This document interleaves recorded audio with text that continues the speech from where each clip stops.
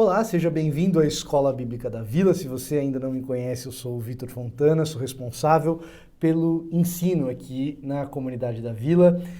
Todo domingo, 9 horas da manhã, a gente se reúne aqui na frente da internet, na frente do computador, para aprender um pouco mais sobre a Bíblia, o que ela significa, como compreendê-la, enfim, ferramentas para que você possa compreender a sua Bíblia. E nesse momento a gente está precisamente num módulo que tem como objetivo conhecer melhor a Bíblia como um todo. Conforme o ano for passando, a gente vai se aprofundar em trechos mais específicos do texto bíblico. Então, por enquanto, a gente está com aquele olhar panorâmico, um olhar de pássaro sobrevoando ali o território bíblico para entender um pouco melhor a natureza do texto. A gente já teve 4 aulas nesse sentido.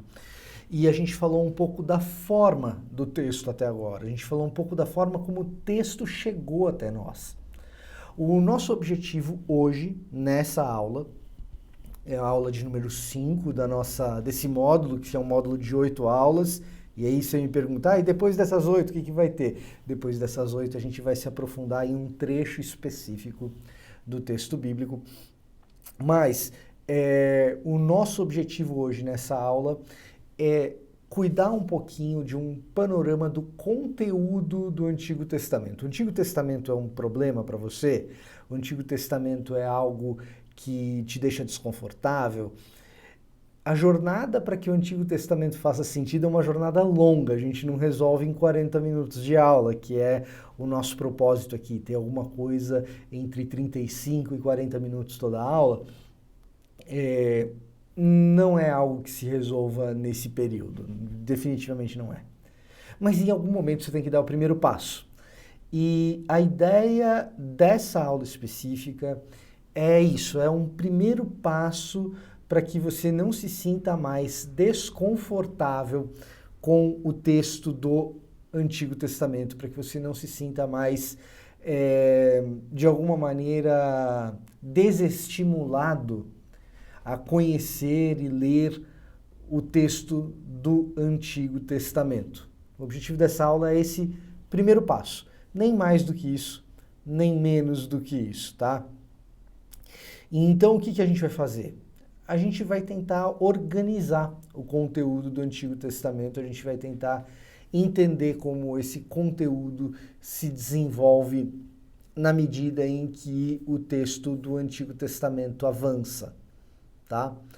Antes da gente fazer isso, eu queria te convidar para um costume aqui da internet que é necessário, mas não é apenas necessário, enxergue isso como uma oportunidade, tá? Que costume é esse aqui da internet que é necessário? É verificar se você está inscrito no canal, verificar se você já viu as aulas anteriores. Essa aula funciona sozinha? Sim, você vai entender, assiste ela até o final. Mas tem 4 outras aulas antes dessa que desembocam no conteúdo que a gente está tratando aqui hoje. Então, se você quiser conhecer as outras, conheça.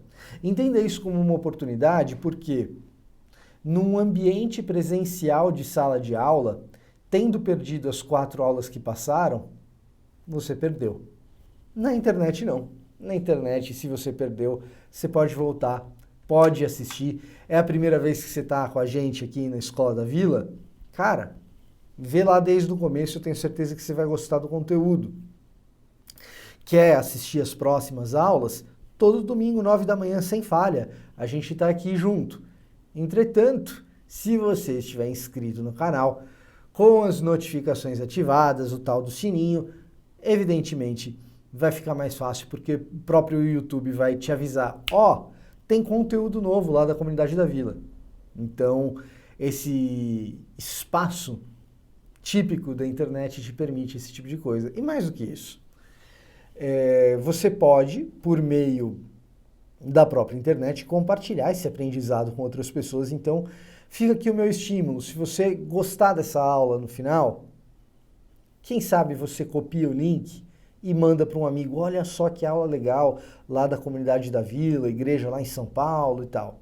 Além disso, a aula termina 9h35, 9h40. Para quê? Para você tomar o seu café assistindo a aula, numa boa. E se você está aqui em São Paulo, você tem tempo entre 9h40 e 10h30 da manhã para chegar até a comunidade da vila e assistir o culto que se inicia às 10h30 aqui na Cardeal Arco Verde, tá bom? Então você tem tempo de chegar até aqui também. Coisas de internet. Coisas de internet não tão comuns assim é a gente orar junto. Eu queria te convidar a orar comigo por essa aula.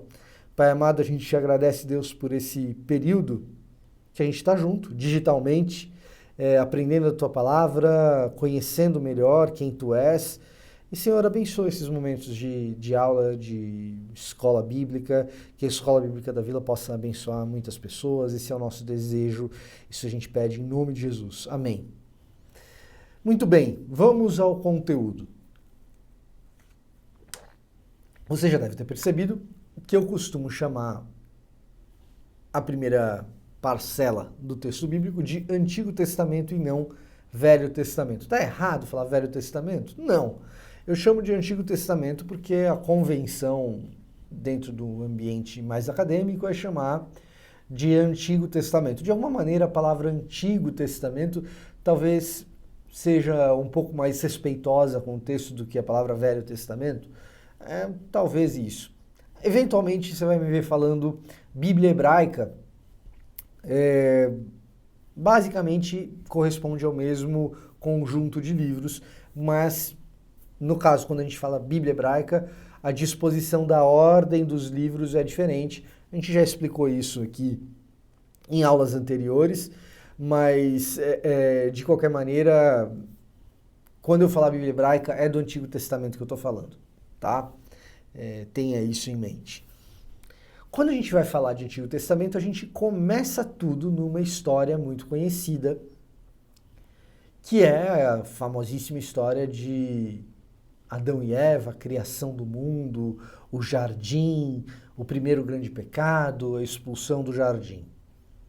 Eu queria te convidar para entender um pouco melhor essa história e perceber essa história como uma espécie de fundamento ou alicerce sobre o qual todo o texto do Antigo Testamento vai estar montado. Só que esse alicerce não é composto por essa história sozinha. É um alicerce que se monta nos 11 primeiros capítulos de Gênesis, e são 11 capítulos que contam 4 histórias.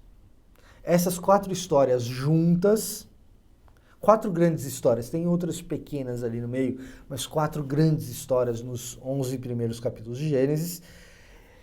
Essas 4 histórias juntas, em Gênesis de 1 até 11, formam uma espécie de base para que o Antigo Testamento faça sentido, ok? Então, para que essa base se forme, eu preciso contar essa história de 4 histórias, tornando evidentes alguns padrões que estão lá, mas que, para que a gente perceba, a gente precisa prestar muita atenção neles. Que talvez uma leitura atenta já seja suficiente para perceber esses padrões, mas o fato é que geralmente a gente não percebe. Então, eu vou contar essas 4 histórias, o nosso objetivo primário aqui hoje é contar essas 4 histórias, de modo que você seja capaz de identificar esses padrões. Então presta atenção nessa palavra-chave. Padrão é um negócio que se repete por causa de uma determinada lógica. Tá? Então, hoje o que a gente vai fazer aqui é identificar um padrão que aparece 4 vezes em 4 histórias que estão de Gênesis de 1 a 11, e o aparecimento desses padrões vai nos dar a habilidade de entender a lógica por trás de uma grande parcela das narrativas do Antigo Testamento. Beleza? Então, o Antigo Testamento ele se inicia com a história do jardim, da criação do mundo. E quando a gente olha para a criação do mundo em 6 dias, no 7º dia em que Deus descansa, eu não vou entrar aqui no mérito se esses dias devem ser interpretados literalmente ou não, não é o meu objetivo aqui, a ideia inicial não é essa, não é isso que a gente vai fazer, não é isso que a gente veio fazer, mas o fato é que existem elementos literários nessa descrição da criação do mundo que não podem ser ignorados. Existem recursos estilísticos de quem escreveu aquilo ali que não podem ser ignorados. Como, por exemplo, a existência de um refrão durante todos os dias da criação. E viu Deus que era bom. Deus cria, Deus vai criando as coisas e ele se deleita na sua própria criação, ele tem prazer na sua própria criação, ele observa aquilo que ele criou e ao observar, ele conclui, isso aqui é bom, é aprazível, é bem feito, tem completude, tem integridade, é bom, é bonito. A criação, ela é originalmente boa.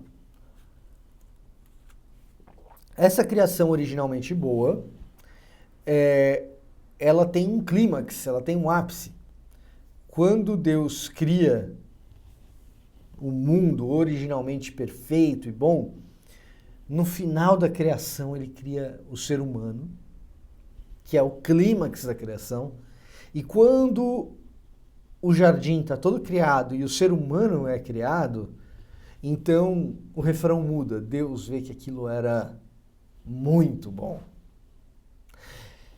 Esse ser humano, num lugar bom, originalmente perfeito, originalmente bom, esse ser humano, ele desfruta do jardim. E a ele é dado 2 tarefas. 2 tarefas importantes ali no jardim. Você vai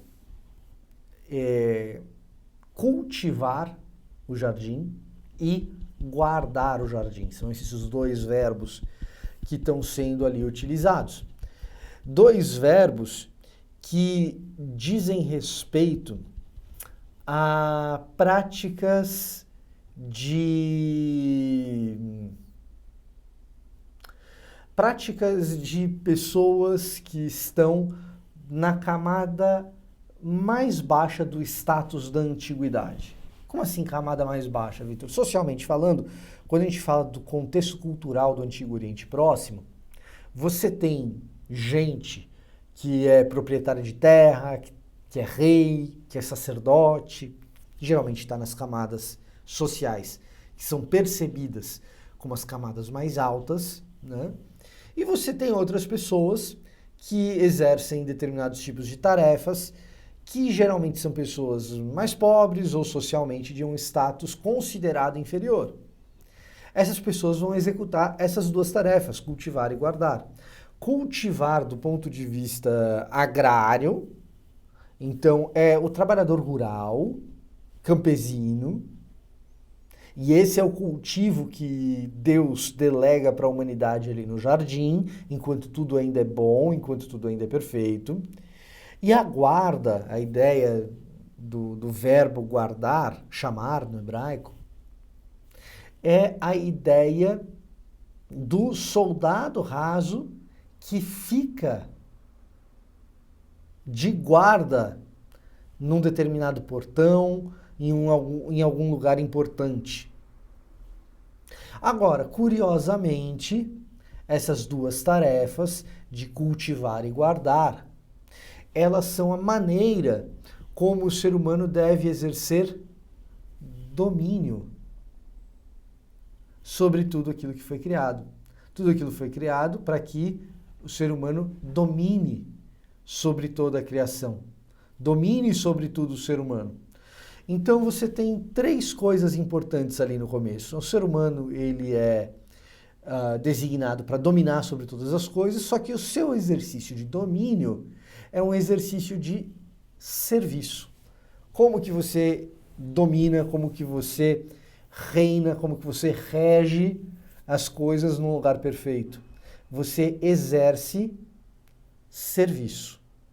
Primariamente, você vai exercer serviço, tá? Então, você tem essas questões aqui.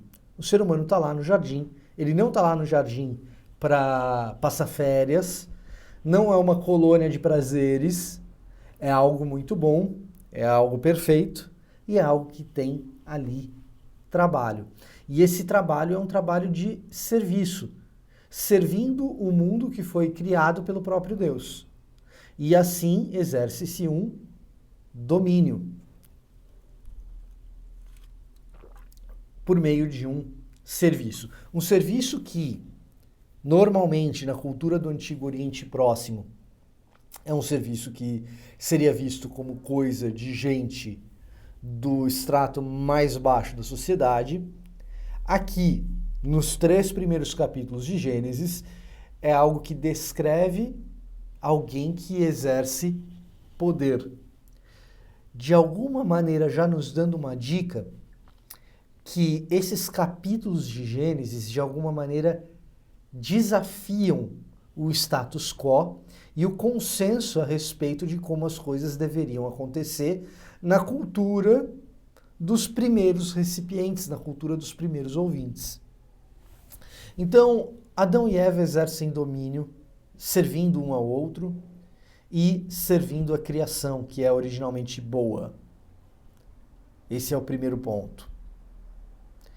E a eles é dado um mandamento: não comer do fruto da árvore do conhecimento do bem e do mal.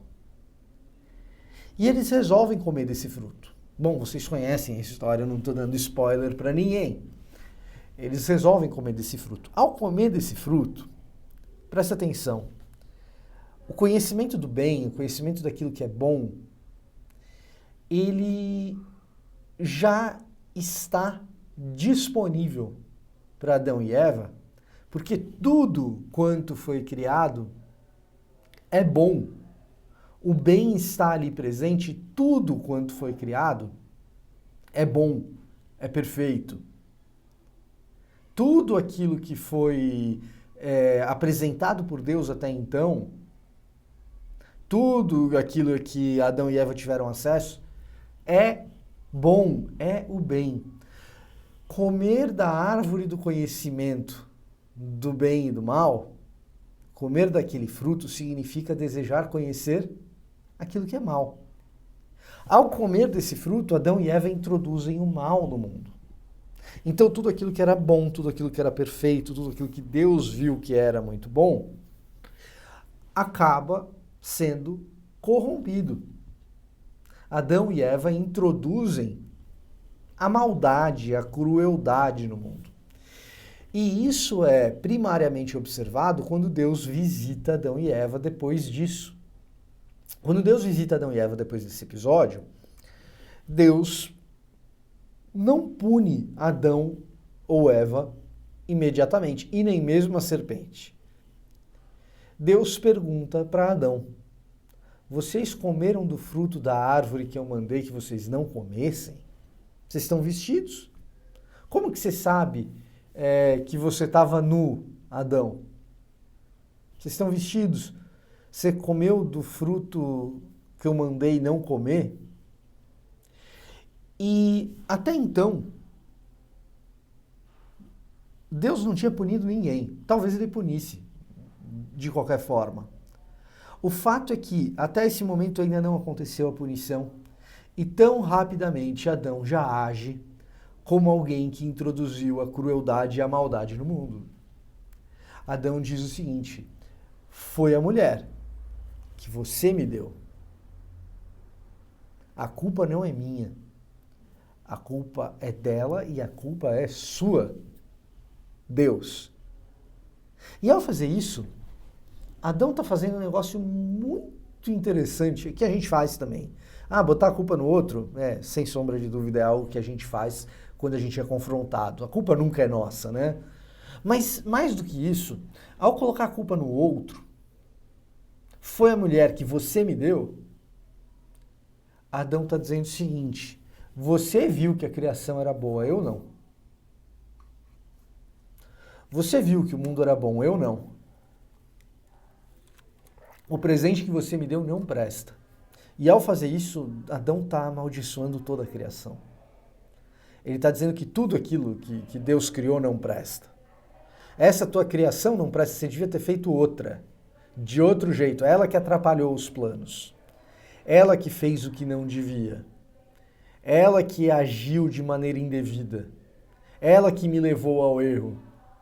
E ao fazer isso, Adão, honestamente, de alguma maneira, ele acaba expressando no seu coração o afastamento de Deus.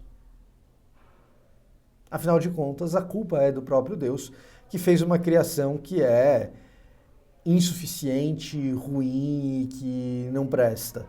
Essa é a grande questão que se observa e que nos mostra que Adão introduziu a maldade no mundo perfeito.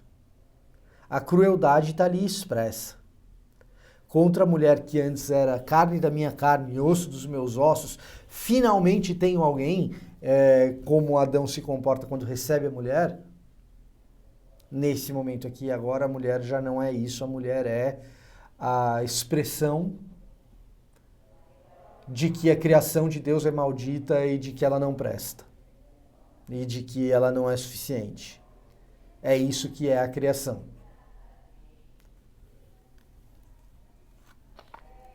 Então perceba que quando a gente fala da história de Adão e Eva, a gente não está meramente falando de uma historinha de uma fruta que era proibida. Por que Deus pegou e proibiu uma fruta? Não. A gente está falando de uma história carregada de sentido em que o mundo originalmente bom é corrompido. E que a noção de domínio e a noção de poder são corrompidas em conjunto. E um mundo no qual o homem servia a mulher e a mulher servia o homem, e ambos serviam a toda a criação, é um mundo em que a humanidade passa a amaldiçoar a criação e a perceber esse mundo como um mundo maldito. Essa parece ser a grande questão de um mundo que agora precisa de conserto. Um mundo originalmente bom que precisa de uma maneira de ser consertado, uma maneira de ser restaurado, tá? Então Deus, que tinha ido conversar com Adão, ele encontra Adão com duas coisas. Um juízo, em primeiro lugar. Sim, você se torna agora um mortal de vida limitada, que em algum momento vai conhecer a morte, e você está expulso do jardim. Então ele encontra Adão com juízo e punição. Mas encontra também Adão com graça. Foi Deus que foi buscar a reconciliação com Adão. Não foi Adão que buscou a Deus depois de ter errado. Então, Deus restabelece uma espécie de tratado de paz ali com Adão da seguinte maneira.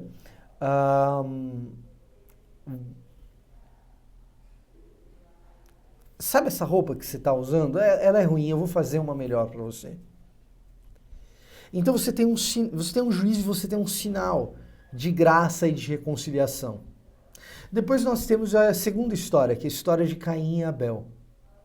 A história de Caim e Abel, ela tem uma mesma tônica. Caim mata Abel e quando Caim mata Abel, de novo, não é Caim que busca a Deus para uma reconciliação. Deus vai conversar com Caim e ele pergunta também, ele não chega com um juízo. Caim, onde que está seu irmão? E a resposta de Caim é tão desaforada quanto a de Adão. Eu lá sou babá do meu irmão para saber onde é que ele está? E então, quando Caim diz, eu lá sou babá do meu irmão para saber onde ele está, Deus, ele, de novo, encontra a humanidade com juízo, e ao mesmo tempo que encontra a humanidade com juízo, encontra também com um sinal de graça. Caim, você está expulso da terra que você estava antes. Isso que você fez vai ter que ter uma punição.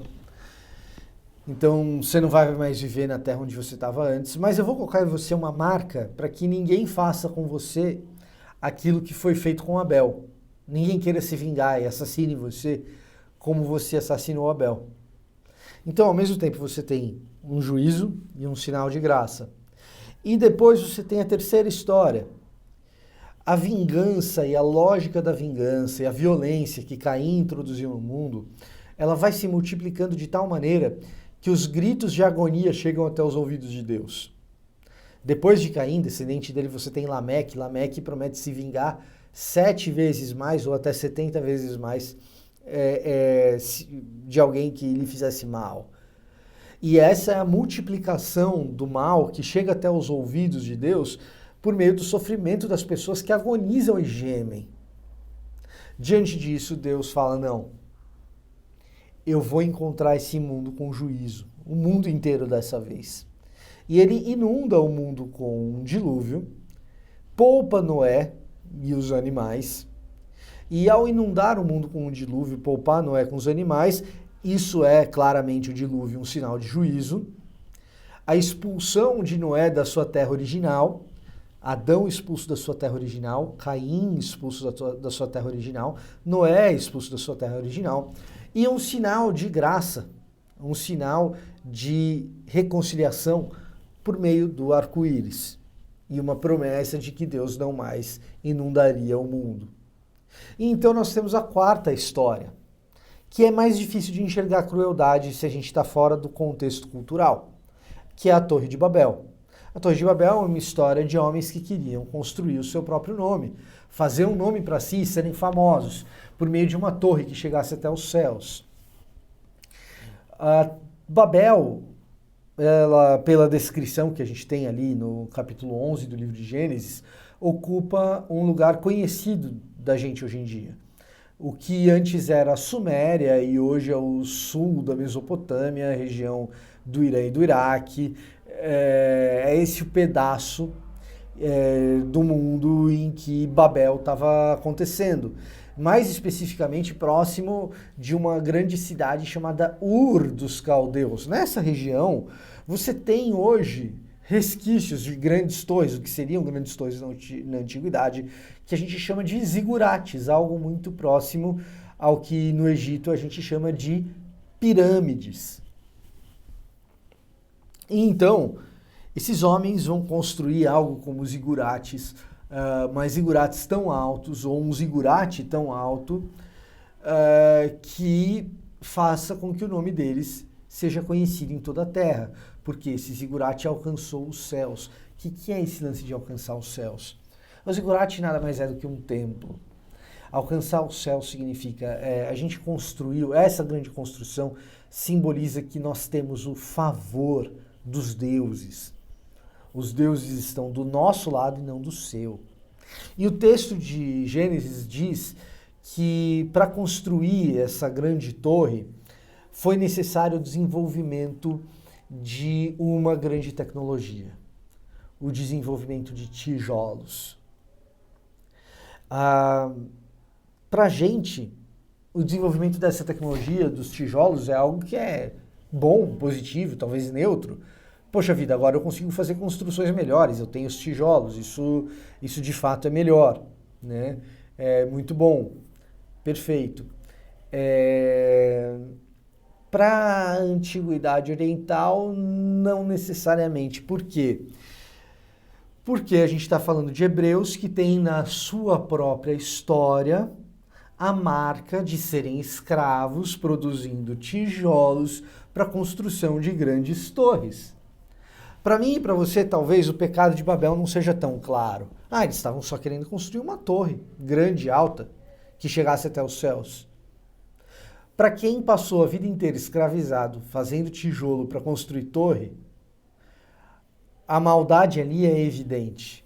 Esses caras querem fazer o nome deles grande às custas do trabalho escravo de quem está produzindo tijolo para fazer essas grandes torres. Não são os operários que produzem os tijolos que terão os seus nomes exaltados, mas quem teve a ideia e quem manda nesses escravos, os arquitetos dessa história toda. Esse é o grande problema de Babel. E então, de novo, Deus se aproxima de Babel. E se o objetivo de Babel era ser conhecido e ser famoso, ironicamente, Deus fala, bom, tá bom, vocês querem ser famosos, vocês querem ser conhecidos. Alguém para ser conhecido depende de uma coisa chamada comunicação. Deus bagunça a comunicação. Para você ser famoso, alguém precisa falar a seu respeito e se comunicar. Deus vai lá e bagunça precisamente a comunicação. E eles vão ser conhecidos e famosos pela confusão que foi causada ali. Eis o problema de Babel. E se você para a leitura de Babel ali, você vai identificar o seguinte, se você para no capítulo 11. Adão, juízo e um sinal de reconciliação. Caim, juízo e um sinal de reconciliação. Noé, juízo e um sinal de reconciliação. Olha o padrão aí. E aí você chega em Babel. E na história de Babel só tem juízo. Não tem sinal de reconciliação. A menos que você leia o capítulo 12. Lendo o capítulo 12, você vai perceber que as pessoas espalhadas pela terra, em diferentes famílias, com diferentes línguas, elas vão receber um sinal de reconciliação. E esse sinal de reconciliação se chama Abraão. Abraão, sai da tua terra, da tua parentela, ali do lugar de Babel, de Ur dos Caldeus, e vai para o lugar que eu vou te mostrar. Ali eu farei de você uma grande nação e todas as famílias da terra serão abençoadas.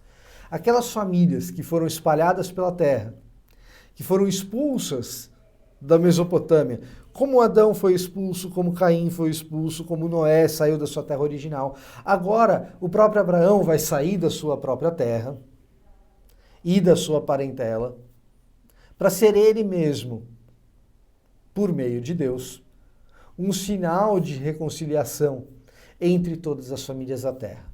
A descendência de Abraão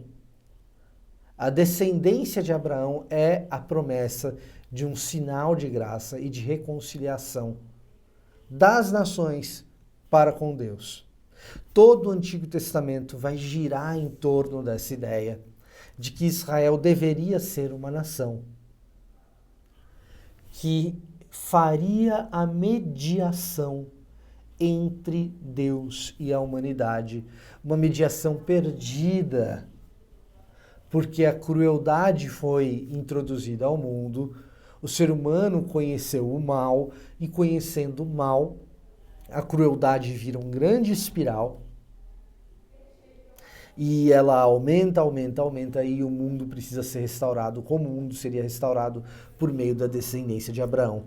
O encerramento do livro de Gênesis, ele comporta exatamente essa ideia, quando um descendente de Abraão, o bisneto dele, José, salva o mundo conhecido da fome e da estiagem por meio da administração dos bens do faraó.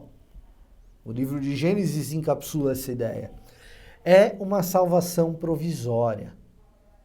Mas essa salvação provisória, ela encontraria ao longo da história uma salvação definitiva, ela encontraria ao longo da história uma versão definitiva de uma bênção que Israel concederia a todas as famílias da terra. Essa autopercepção de Israel, de que o antigo Israel seria, a descendência de Abraão seria uma bênção para todas as famílias da terra, essa percepção de Abraão, ou da família de Abraão, da descendência de Abraão, ela é perceptível quando Deus chama ali em Êxodo 18 o povo de Israel para ser um reino de sacerdotes. Como assim um reino de sacerdotes? Em um reino você tem alguns sacerdotes que fazem a mediação entre a divindade e o resto do reino. Como que um reino inteiro pode ser um reino de sacerdotes? uma nação inteira separada e santa. É precisamente a ideia de que essa nação, esse reino, faz a mediação entre Deus e o resto do mundo. Em Deuteronômio capítulo 4, quando o povo recebe a lei da parte de Moisés, Deus diz a Moisés que dê esse recado ao povo: cumpram esses estatutos. E ao cumprirem esses estatutos, vocês serão percebidos como uma nação diferente das outras. Que nação é essa que tem leis tão justas e um Deus tão próximo de si?